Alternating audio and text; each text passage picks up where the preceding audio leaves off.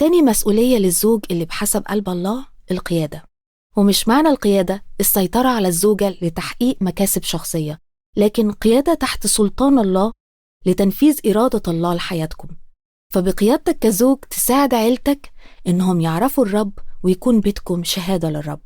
وربط الرب يسوع بين القائد والراعي، فكلمة راعي بتحط القيادة بصورتها اللي عايزها الرب.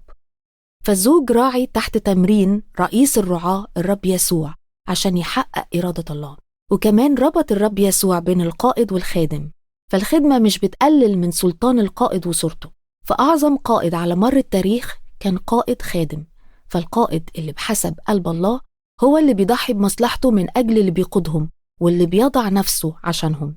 بيشجعك الكاتب إنك تصلي لربنا إنه يديلك حكمة ومعونة في قيادتك لأسرتك، وإنك تقودهم وترعاهم وتخدمهم بحب وتضحية، وتعمل الخير لزوجتك وأولادك، مش عشان تحقق مصلحتك الشخصية، عشان تمجد الله.